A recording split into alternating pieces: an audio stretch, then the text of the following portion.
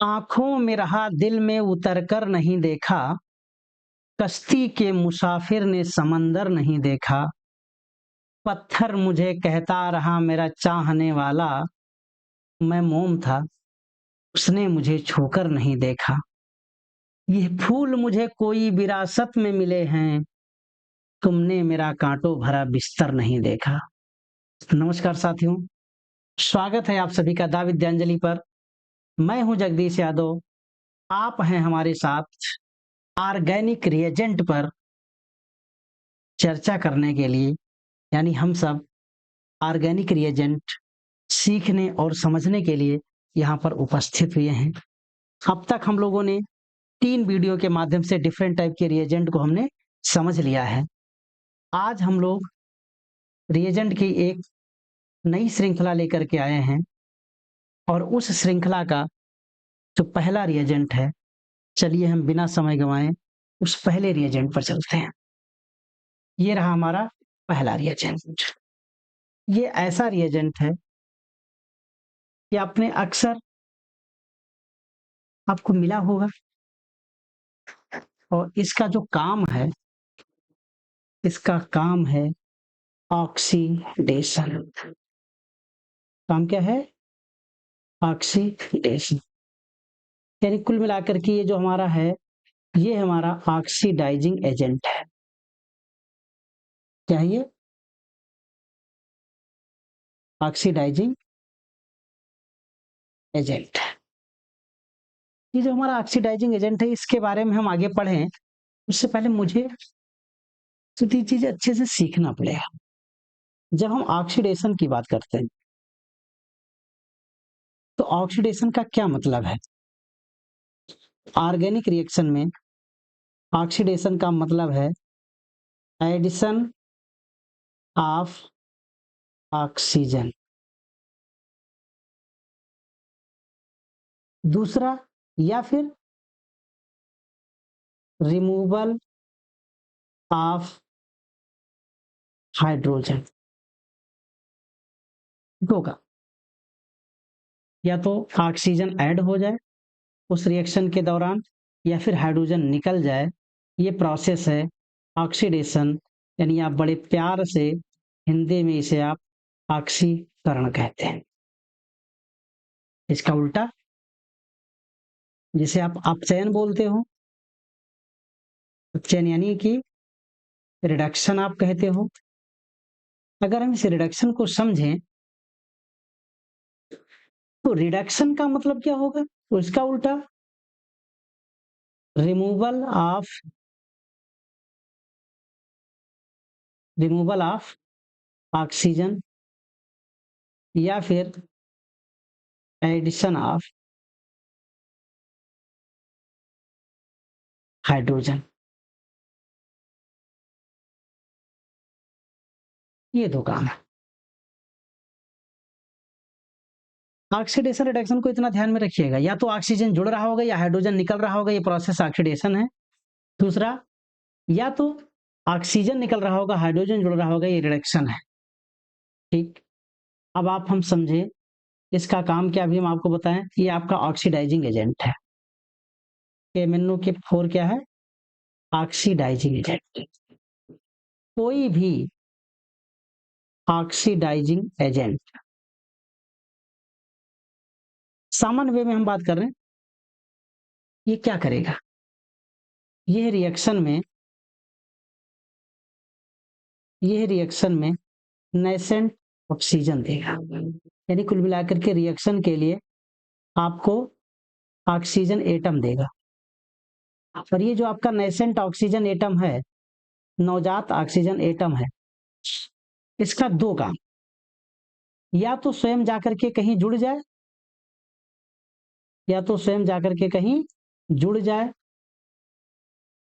या फिर दो हाइड्रोजन एटम को अपने साथ एज अ वाटर निकाल ले जाए। ध्यान रखना, ये दो काम है इसके। सिंपल सी बात है। ये ऑक्सीजन या तो स्वयं जाकर के ऐड हो जाए, और या फिर उस रिएक्शन से दो हाइड्रोजन को अपने साथ एज अ वाटर निकाल ले जाए। इन दोनों प्रोसेस में बाय डिफिनीशन ऑक्सीजन यहाँ ऐड होगा, यहाँ हाइड्रोजन निकलेगा। बाय डिफिनीशन दोनों प्रोसेस क्या है? ऑक्सीडेशन है। इतनी तो बात समझ गए। अब इतनी बात जब आप समझ गए तो आप हमें 1 मिनट का समय और दीजिए, फिर हम आपको थोड़ा सा और एक बात पर आपसे बात करेंगे। वो बात यूं है कि हमारा जो ऑक्सीजन है, मेरा नेसेंट ऑक्सीजन, जिसको किसने दिया है? किसी केमेनोफोर ने, या केमेनोफोर जैसा कोई आपका दूसरा रिएजेंट होगा, K2Cr2O7 या ऐसे दूसरे कोई भी रिएजेंट हो। ये जो मेरा नेसेंट ऑक्सीजन है, नेसेंट ऑक्सीजन है, ये जो हमारा क्या करेगा? जब हम पहली बात कर रहे हैं कि ये स्वयं जुड़ेगा जाकर के, जुड़ेगा। अब इंपॉर्टेंट बात इसकी ये भी देख लीजिए, आपको बहुत अच्छे से पता है कि जो ऑक्सीजन है इसकी वैलेंसी होती है 2। वैलेंसी कितनी होती है? 2। यहाँ पर एक बेसिक सी बात आप और समझिए। यदि कोई व्यक्ति है, इंपॉर्टेंट रूप से, ये कोई व्यक्ति है, अगर ये व्यक्ति अगर अपने दोनों हाथों का प्रयोग करे तो किसी सीरीज में ए ए तो चेन है लोगों की, अगर ये अपने दोनों हाथों से यूज करे, इसका मतलब ये कहीं जाकर के बीच में जुड़ सकता है, और जुड़ करके एक हाथ से इसको जोड़ ले और एक हाथ से इसको जोड़ ले, या ये कहीं पर भी अगर ये जुड़ता है तो जहां पर ये जुड़ा है उसके पीछे भी किसी को जोड़ लेगा। लेकिन अगर ये एक हाथ का प्रयोग ना करे, केवल एक हाथ का ही प्रयोग करे, तो ऐसी स्थिति में जहां पर जुड़ेगा वहां पर ये चेन बंद हो जाएगी। इसका मतलब अगर कोई भी एटम है, अगर इसकी वैलेंसी 2 है या उसकी वैलेंसी 1 है, एक वैलेंसी वाला एटम यदि किसी भी एटम के साथ जहां पर जुड़ जाएगा, जैसे कि हाइड्रोजन, तो जहां पर वो जुड़ा बस वहीं, अब इसके पीछे कोई सीरीज नहीं चलेगी। बट अगर कोई डाईवैलेंट एटम है, 2 हाथ हैं, तो बीच में जाकर के जुड़ जाएगी। और आप जानते हैं कि ये जो ऑक्सीजन एटम है, ये ऑक्सीजन एटम की वैलेंसी 2 है, और जब इसकी वैलेंसी 2 है तो ये 2 लोगों के बीच में आप जुड़ सकता है, यानी 2 एटम के बीच में ये जुड़ सकता है। और जब 2 एटम के बीच में जुड़ेगा, जैसे मानकर चलो कि ए और बी, हम जानते हैं कि ऑक्सीजन की वैलेंसी 2 है, अगर ये चाहे तो इस बीच में जाकर के जुड़ सकता है, क्योंकि इसके 2 हाथ हैं, 2 वैलेंसी है, और जाकर के एक वैलेंसी से ए को जोड़ लिया और एक वैलेंसी से बी को जोड़ लिया। इस तरह से जो आपका ऑक्सीजन एटम था, इस ए बी बॉन्ड में जाकर के मिल गया। इस तरह की जो प्रोसेस है, इसको हमने कहा, इसको हम बोल देते इंसर्शन। इसको हम क्या कहेंगे? इंसर्शन। यानी हम ये कह सकते हैं कि जो हमारा ऑक्सीजन एटम था, ये ए बी बॉन्ड में इंसर्ट कर गया। क्या कर गया? ये इंसर्ट कर गया। समझ पा रहे हो मेरी बात? ये इंसर्ट कर गया। तो ऑक्सीजन जब ऐड होता है तो किसी ना किसी बॉन्ड में जाकर के इंसर्ट होता है। ध्यान से समझ में आ गई होगी इतनी बात। यानी ये ऑक्सीजन के जो एडिशन की हम बात कर रहे हैं, क्योंकि आपने पढ़ा कि ऑक्सीडेशन का मतलब है ऑक्सीजन वहां जाकर के जुड़ जाए, और ऑक्सीजन के जुड़ने का मतलब ऑक्सीजन बाईवैलेंट है, इसलिए जाकर के किसी बॉन्ड में ऑक्सीजन का इंसर्शन होता है। इट मीन्स ये जाकर के वहां इंसर्ट हो जाता है। यानी ऑक्सीजन का एडिशन ऑक्सीडेशन है, यानी ऑक्सीडेशन का मतलब ऑक्सीजन का एडिशन है, और ऑक्सीजन का एडिशन मतलब ऑक्सीजन का इंसर्शन है। इतनी बात मेरे को समझ में आ गई। अगर इतनी बात समझ में आ गई तो एक बात आपको और समझ लेनी होगी जो आगे आपको बहुत काम आने वाली है। अगली बात हमारी ये है कि आप ऑर्गेनिक कंपाउंड की बात करते हैं। किसकी बात आप कर रहे हैं? ऑर्गेनिक कंपाउंड की आप बात कर रहे हैं। ऑर्गेनिक कंपाउंड में आपके पास दो एटम हैं, इंपॉर्टेंट है, कार्बन एंड ऑक्सीजन। और ये आपस में जुड़ करके आप देखोगे ऑर्गेनिक कंपाउंड में कार्बन कार्बन के बीच बॉन्ड होता है, कार्बन हाइड्रोजन के बीच में बॉन्ड होता है, कार्बन कार्बन के बीच में बॉन्ड है, कार्बन हाइड्रोजन के बीच में बॉन्ड है। और अभी जब हम आपसे कह रहे हैं ऑक्सीडेशन में जो हमारा ये ऑक्सीजन इंसर्ट करेगा, और अगर ये इंसर्ट करेगा तो हम आपसे पूछते हैं कि कार्बन कार्बन बॉन्ड पर ऑक्सीजन का इंसर्शन और कार्बन हाइड्रोजन बॉन्ड में ऑक्सीजन का इंसर्शन कौन इजी है? सोचो, कौन इजी है? तो समझ में आ रहा है? अगर हम आपको ज्यादा केमिस्ट्री की बात ना करें तो आपसे हम ऐसे बोलें कि ये जो पूरी सीरीज थी, ऐसे आपस में पूरी लाइन लगा के बैठे थे, यहाँ पर एक छोटा सा बच्चा है और यहाँ आप देख रहे हो कि दो बड़े बड़े लोग हैं, यानी एडल्ट लोग, बड़े बड़े लोग हैं, और ये छोटा सा बच्चा है। आप बीच की लाइन में आप घुसना चाहते हैं तो ज्यादातर आपके पास इजी होगा कि इस बच्चे के बीच में ही आप जा करके एंट्री कर दो, इन कंपैरिजन टू दो बड़े बड़े लोगों में। समझ पा रहे हो हमारी बात? नहीं समझ पा रहे? यानी हाइड्रोजन छोटा सा बच्चा है, इसका मतलब ऑक्सीजन का जो इंसर्शन है वो CH बॉन्ड में आसान है। Insertion of oxygen atom between CH bond is easy, बहुत आसानी से हो जाता है, जबकि CC बॉन्ड में ऑक्सीजन का इंसर्शन डिफिकल्ट होता है। अगर आप इतनी बात आप समझ गए होंगे, अगर आप इतनी बात समझ गए हो तो आप हमारे बहुत सारे प्रश्नों का उत्तर देने के लिए आप तैयार हैं। कहना क्या चाहते हैं? इतनी स्टोरी हम आपको लगभग में 5 मिनट हम आपको दे दिए, इस 5 मिनट हम आपको इतनी स्टोरी क्यों सुनाए हैं?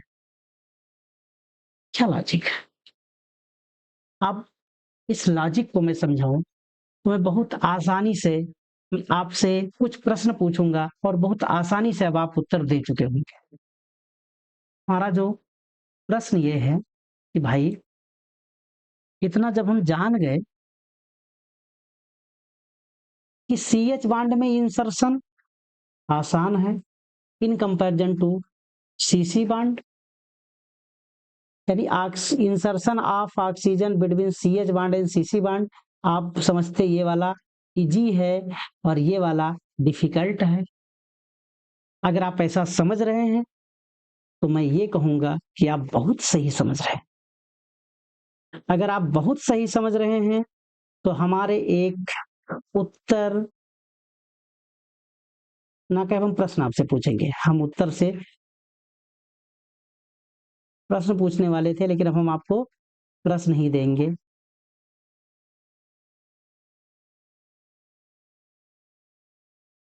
क्या आप ये समझ पा रहे हो? 1 डिग्री अल्कोहल है।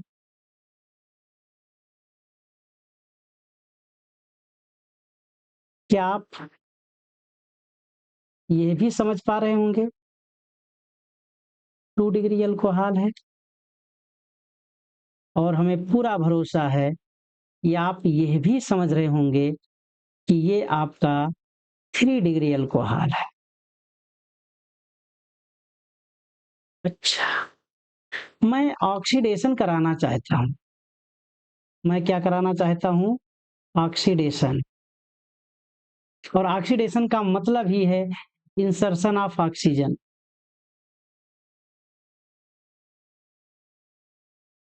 Insertion of oxygen.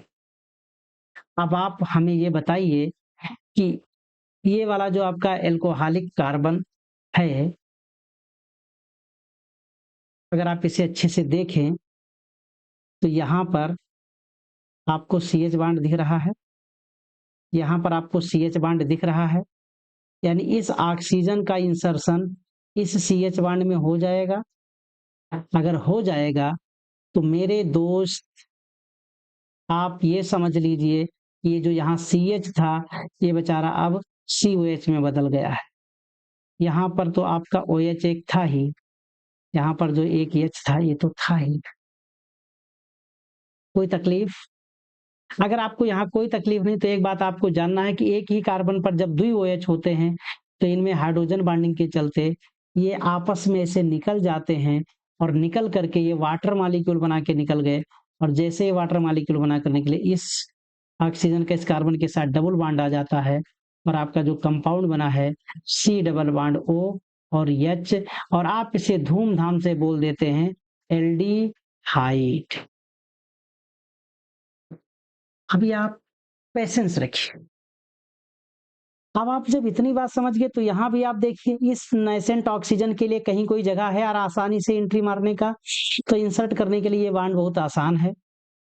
और ये बॉन्ड अगर बहुत आसान है तो आप यह भी देख लिए कि यहाँ पर आपका OH, यहाँ पर भी आपका है ये OH, यहाँ पर आपका है CH3, और अभी हम आपको बता ही दिए हैं कि एक कार्बन पर दो OH आराम से धूमधाम से वाटर मॉलिक्यूल बना के निकल जाएंगे, और आपका जो कंपाउंड बना CH3 C डबल बॉन्ड वो CH3, इस क्षेत्र को चाहे जैसे लिख दें।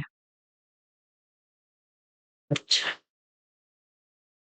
अब अगर हम और चाहें कि मैं फर्दर ऑक्सीडेशन कराना चाहता हूं, मैं फर्दर ऑक्सीडेशन के बारे में सोच रहा हूं, और जब मैं फर्दर ऑक्सीडेशन के बारे में सोचूंगा तो भाई कराओ भी ऑक्सीडेट, मतलब नेसेंट ऑक्सीजन का एडिशन करवाइए।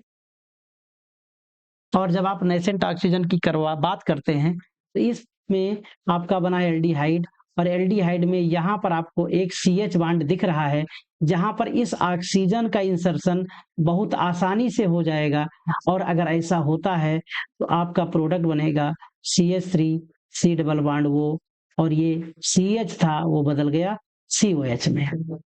आप बहुत अच्छे से समझ चुके कि ये आपका कार्बोक्सिलिक एसिड है।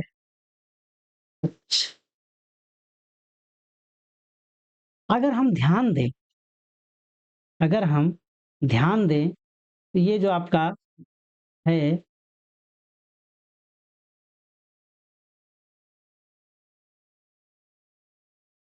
इस पर अगर हम ध्यान दें तो ये जो कंपाउंड आपका बना है इसका अगर हम फर्दर ऑक्सीडेशन करवाएं तो फर्दर ऑक्सीडेशन के लिए आपने नेसेंट ऑक्सीजन लिया, क्या इस ऑक्सीजन को एंट्री करने के लिए क्या कोई आसानी से इस मेन ग्रुप पर आसानी से जुड़ने के लिए कोई CH बॉन्ड है?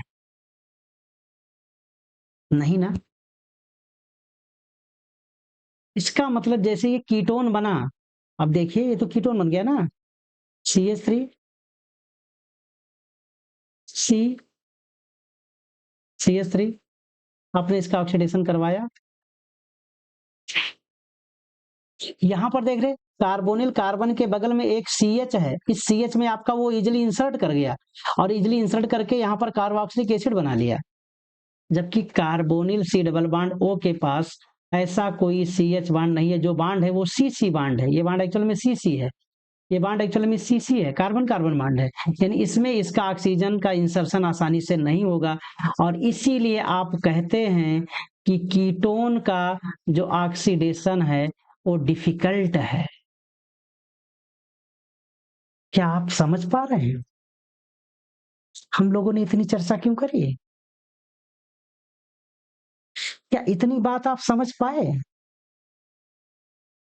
कि एल्डिहाइड का आसानी से ऑक्सीडेशन होता है, 1 डिग्री अल्कोहल ऑक्सीडाइज होकर के वो कार्बोक्सिलिक एसिड बनाता है, अगर बीच में रोकते हैं तो एल्डिहाइड पर रुकता है, अदरवाइज वो एसिड तक चला जाता है। कीटोन जो 2 डिग्री अल्कोहल है, that is your secondary alcohol, ये आपका 1 डिग्री अल्कोहल खूब पढ़े होंगे आप लोग, 1 डिग्री, ये आपका 2 डिग्री, ये आपका 3 degree. 2 degree alcohol, secondary alcohol आपका कीटोन बनाता है। कीटोन के बाद ये फर्दर ऑक्सीडाइज नहीं होता है। क्यों? क्या उसका उत्तर मिल गया? क्योंकि कीटोन में ऑक्सीजन एटम के इंसर्शन के लिए आपको वीक CH बॉन्ड नहीं मिल पा रहा है कार्बोनिल कार्बन के पास। अगर इतनी बात आप अच्छे से समझ गए तो शायद मेरे प्रश्न का उत्तर आप यह भी दे देंगे बहुत आसानी से कि क्या यही तो कोई कारण नहीं है कि 3 डिग्री अल्कोहल का ऑक्सीडेशन आसानी से नहीं होता है। क्योंकि जैसे आपको इस ऑक्सीजन को इंसर्ट करने के लिए सेकेंडरी अल्कोहल में 1 CH बॉन्ड मिल रहा है, प्राइमरी अल्कोहल में 2 CH बॉन्ड मिल रहा है, लेकिन क्या टर्शियरी अल्कोहल में क्या कोई आपको CH बॉन्ड मिला? नहीं मिला। इसका मतलब इस ऑक्सीजन का इंसर्शन यहाँ वेरी डिफिकल्ट प्रोसेस है, और वेरी डिफिकल्ट प्रोसेस होने की वजह से ये इजिली ऑक्सीडाइज नहीं होता है। और अगर इजिली ऑक्सीडाइज नहीं होता है तो आप कहते हैं वाइग्रेस कंडीशन देना होगा, स्ट्रॉन्ग ऑक्सीडाइजिंग एजेंट लगाना होगा, एसिडिक मीडियम में KMnO4 चाहिए, फिर आप गर्म भी कीजिए। दुनिया भर की नौटंकीबाजी हम लोग करते हैं कीटोन और 3 डिग्री अल्कोहल को ऑक्सीडाइज करने के लिए। मुझे पूरा भरोसा है कि हम लोगों ने ये जो डिस्कशन किया है, ये एक कॉन्सेप्ट को आपके दिमाग में बनाया होगा, एक कॉन्सेप्ट डेवलप हुआ होगा कि हम क्या सीख रहे हैं। जब हम ऑक्सीडेशन की बात करते हैं तो उस ऑक्सीडेशन में होता क्या है, वो कहता क्या है, समझाता क्या है। और अगर हम इतनी बात समझ पा रहे हैं तो अब आपको कुछ भी करने की जरूरत नहीं है, बहुत अच्छे से आप अगले टॉपिक पर यानी रिएजेंट की तरफ चलिए, बिना समय गंवाए। अब आपको बहुत आसानी से समझ में आएगा, कोई दिक्कत नहीं है। KMnO4 बहुत सब काम इसके अपने अपने हैं। एल्कीन का ऑक्सीडेशन करा रहा है, एल्कीन के ऑक्सीडेशन में देखिए कार्बन कार्बन का डबल बॉन्ड है, हार्ट एसिडिफाइड KMnO4, यानी ये सिचुएशन स्ट्रॉन्ग है, एक वाइग्रेस सिचुएशन आप लेकर के आए हो, और ये आपका डबल बॉन्ड ब्रेक होता है। जैसे ये डबल बॉन्ड ब्रेक होगा, ये हो गया आपका एसीटोन, और इसका अगर ऑक्सीडेशन होगा तो आप समझ जाते हो CH3 CH डबल बॉन्ड वो, और भी आप जानते हो एल्डिहाइड अगर मौका मिला तो पुनः ऑक्सीडाइज होकर के एसिड बना लेगा। तो इस रिएक्शन को आप समझ गए, यहाँ से बना आपका एसीटोन और यहाँ से बना आपका 2 कार्बन का acid, that is acetic acid. क्यों बना, कैसे बना, मुझे बार बार बताने की कोई जरूरत नहीं है, क्योंकि हमने अभी थोड़ी देर पहले बहुत अच्छे से डिस्कस कर लिया था, बहुत अच्छे। ये देखो कोई दिक्कत नहीं, अब धूमधाम से। लेकिन यही जो आपका KMnO4 है, ये बेयर रिएजेंट के नाम में से पड़े, तो बेयर रिएजेंट है क्या, जिस KMnO4 ही है बेयर रिएजेंट, बट सिचुएशन हमने बदल दिया। मीडियम कैसा, अल्कलाइन, डाइल्यूट, साथ ही साथ कोल्ड। इस सिचुएशन में हीटिंग अलाउड नहीं है, और अगर हीटिंग अलाउड नहीं है तो यहाँ पर नॉर्मल सिचुएशन है, डबल बॉन्ड में केवल एक ही बॉन्ड को ब्रेक करेगा, और जैसे एक बॉन्ड को ब्रेक करेगा तो carbon CH3 CH CH CH3 और यहाँ पर आ जाएगा आपका OH, यहाँ पर आपका आ जाएगा OH। आप जानते हैं ऐसे ही डाइवोल वहां भी, लेकिन फर्दर ऑक्सीडाइज हो जाता था, स्ट्रॉन्ग कंडीशन थी, बट ये डाइल्यूट है, कोल्ड है, एक ही स्टेप में जाकर के रिएक्शन को रोक देगा। और एक ही मॉलिक्यूल में 2 कार्बन पर अलग अलग जगह पर OH लग गए, इसको हम बोलते हैं डाइऑल। आपका कार्बन 4 है तो का कार्बन में 2 और 3, 2,3 डाइऑल, ब्यूटेन 2,3 डाइऑल। ये है बेयर रिएजेंट। इसका जो यूज होता है कार्बन कार्बन डबल बॉन्ड की टेस्टिंग के लिए। जब आप ये रिएक्शन करोगे तो KMnO4 का जो रंग होता है वो पिंक कलर का होता है, और अगर इस रिएक्शन में डबल बॉन्ड है तो उसमें इन्वॉल्व हो जाएगा, अगर इन्वॉल्व होगा तो पिंक कलर उसका गायब हो जाएगा। अगर पिंक कलर डिसअपियर हो रहा है, इसका मतलब आपके कंपाउंड में carbon carbon double bond present है, इट मीन्स आपका कंपाउंड अनसैचुरेटेड है, इसलिए ये यूज होता है टेस्ट फॉर अनसैचुरेशन। मेरे बच्चों, बहुत अच्छे से ये 2 काम हमने समझ लिया। तीसरा, जैसा कि काम बेयर रिएजेंट करता है, वैसा ही काम ये OSO4 osmium tetroxide in presence of water same काम करता है। इसको अलग से पढ़ने की कोई जरूरत नहीं, बस वो भी है कार्बन कार्बन के बीच डबल बॉन्ड है, उसके बीच में जाकर के ये OH लगा देगा सेम तरीके से, सेम साइड से, यानी सिन एडिशन। अगला, ऑक्सीडेशन ऑफ एल्कोहल। अब इसमें देखिए एसिडिक KMnO4 और एसिडिक K2Cr2O7 दोनों का काम एक जैसे ही है। अगर 1 डिग्री अल्कोहल है तो भी हम आपको बताए हैं 1 डिग्री अल्कोहल पहले ऑक्सीडाइज होकर क्या बनाता है, एल्डिहाइड। अगर रिएक्शन स्ट्रांग है तो ये फर्दर आप जानते हैं कार्बोक्सिलिक एसिड में बदल जाएगा। 2 डिग्री अल्कोहल है तो 2 डिग्री अल्कोहल कीटोन में बदल जाएगा। कीटोन फर्दर ऑक्सीडाइज नहीं होता है, वो बच्चे समझ चुके हैं। और अगर 3 डिग्री अल्कोहल की बात करें तो बहुत मुश्किल से, और ये कुछ और कर लेता है, और कुछ और करने में यहाँ से OH और यहाँ से H एक निकालेगा और यहाँ लगा देगा डबल बॉन्ड। यहाँ ऑक्सीडेशन के बजाय डिहाइड्रेशन हो जाता है। हालांकि आप इसे ही लाएं या कुछ और भी लाएं, कोई दिक्कत नहीं है। अगला देखो यहाँ पर इन्होंने लिख दिया है oxidation of alkyl benzene. Alkyl benzene का मतलब क्या है, बेंजीन है और इस बेंजीन के साथ में कोई कार्बन चेन लगा है। अब ये कार्बन चेन अगर आपका 1 डिग्री है या 2 डिग्री है तो इसको आपका KMnO4 चाहे अल्कलाइन हो या एसिडिक हो, उसको ये ऑक्सीडाइज करके COOH में बदल देगी और इस तरह से एल्किल बेंजीन आपका कार्बोक्सिलिक एसिड में कन्वर्ट हो जाता है। बट 3 डिग्री वाला ये रिएक्शन नहीं करता है और ये बहुत अच्छा मेथड है एरोमेटिक कार्बोक्सिलिक एसिड बनाने के लिए, क्योंकि अल्काइल बेंजीन का वाइग्रस का ऑक्सीडेशन कराते हैं और ऐसे में ये रिएक्शन आपका होगा। इसमें देखिए आगे बढ़े यहाँ 1 और 2 डिग्री, जैसे यहाँ देखिए आपका कार्बन चेन है, कार्बोक्सिलिक एसिड में बदल गया।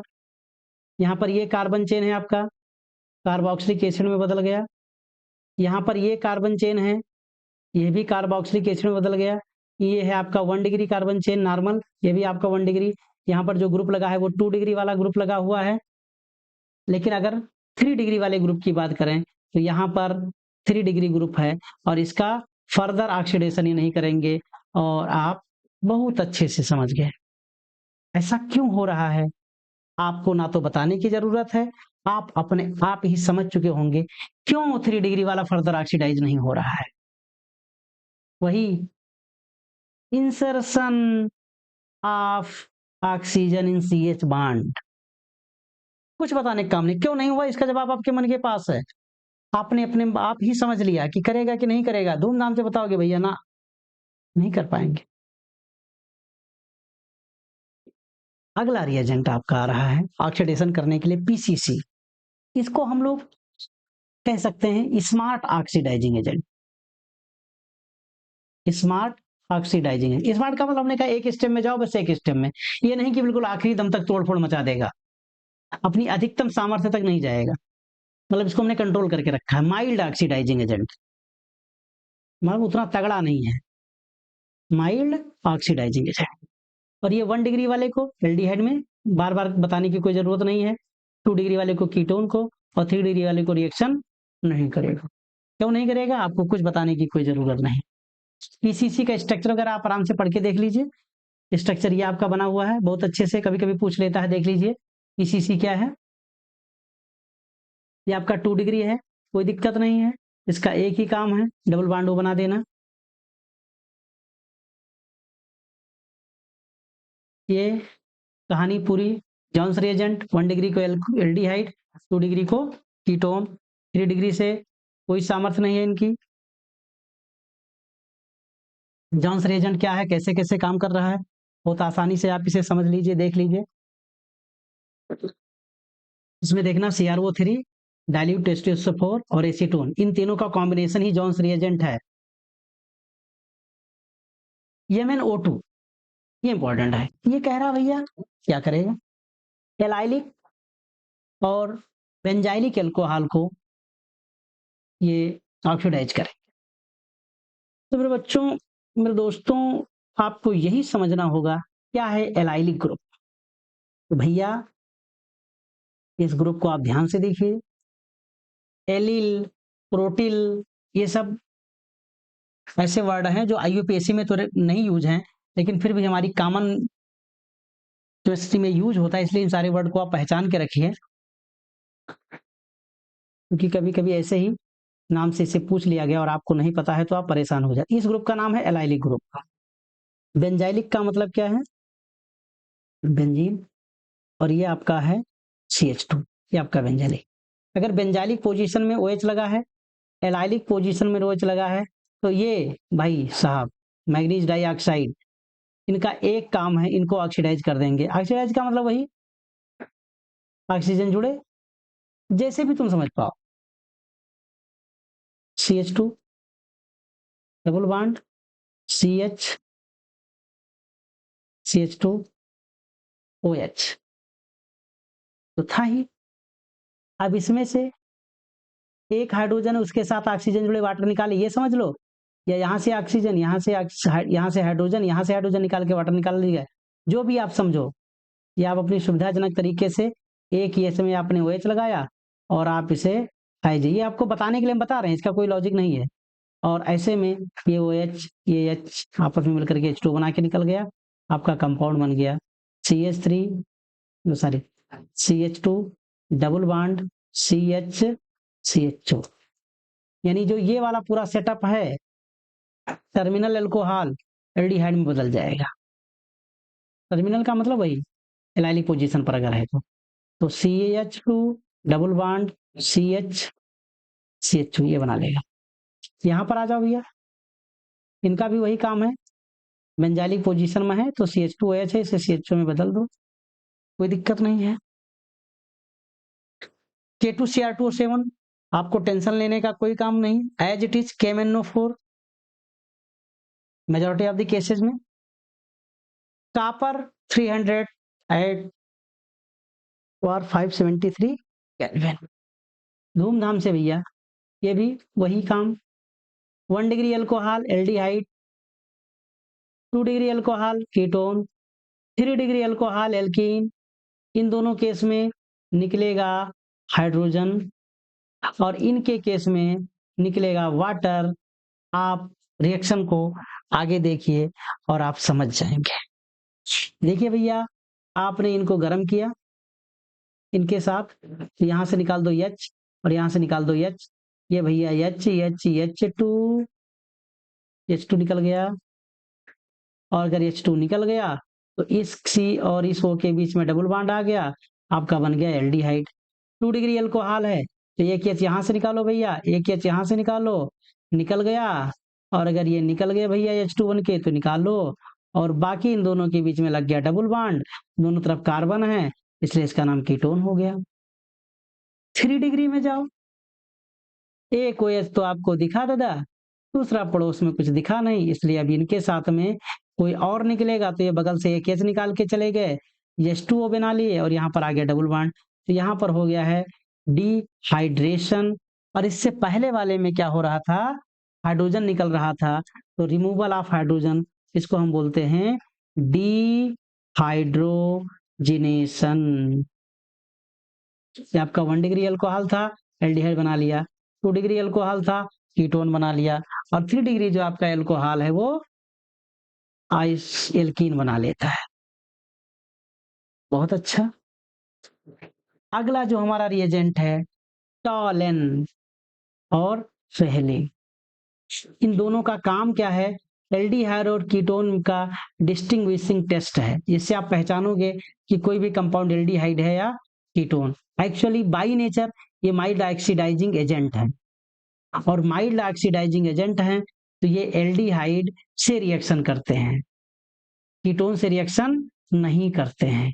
और जब एल्डिहाइड से रिएक्शन करते हैं तो कोई भी कंपाउंड अगर इनसे रिएक्ट कर जाए इट मीन्स वो एल्डिहाइड है, अगर इनके साथ रिएक्शन ना करे इसका मतलब वो कीटोन है, कोई कार्बोनिल कंपाउंड। करेंगे क्या, ऑक्सीडाइजिंग एजेंट है, तो भैया जो आपका एल्डिहाइड है उसको एसिड में बदलेंगे और क्या करेंगे,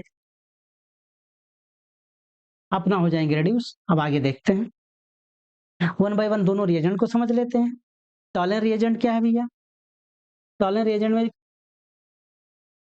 अमोनिकल सिल्वर नाइट्रेट है, और ये जब भी रिएक्शन करेगा तो ध्यान देना, इसमें जो आपका RCHO है ये बन जाता है आपका COO में, यानी इसका हो गया ऑक्सीडेशन, और यहाँ पर जो आपका Ag प्लस है वो बन जाता है Ag, ये रिएक्शन होता है। लेकिन ये भी जो हम रिएक्शन कराते हैं, या आप टेस्ट ट्यूब में करा रहे हो, तो जब ये रिएक्शन होगा तो इस रिएक्शन के बाद में जो सिल्वर है, जो रिड्यूस्ड सिल्वर है, जैसे यहाँ पर जो आपका Ag प्लस था, यहाँ पर जो आपका Ag प्लस था वो Ag में बदल गया, और ये Ag आपके इस बर्तन की इंटरनल सरफेस पर, भीतरी सतह पर ये चिपक जाएगा, और ये ऐसे ही चिपक जाएगा कि जैसे आप लोगों ने मिरर बनाया था, दर्पण बनाते समय कांच के एक तरफ आप कलई कर देते हैं और एक तरफ कलई करने से वो दर्पण की तरह काम करने लगता है।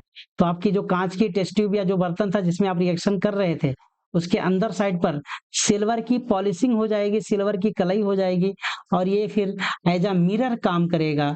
और ये जो मिरर है वो किससे बना है, सिल्वर से बना है, इसीलिए यानी चांदी से बना हुआ है। चांदी को हम रजत भी कहते हैं, इसलिए इसका नाम सिल्वर मिरर टेस्ट भी बोलते हैं।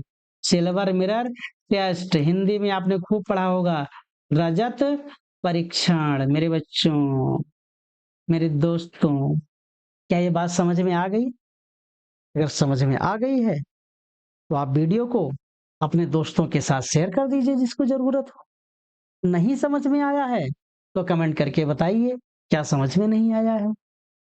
आपको इसमें सब बड़ा बेकार लगा, आप वीडियो को आप डिसलाइक करिए और फिर आप बताइए इन बिंदुओं पर मुझे बहुत बेकार लगा है।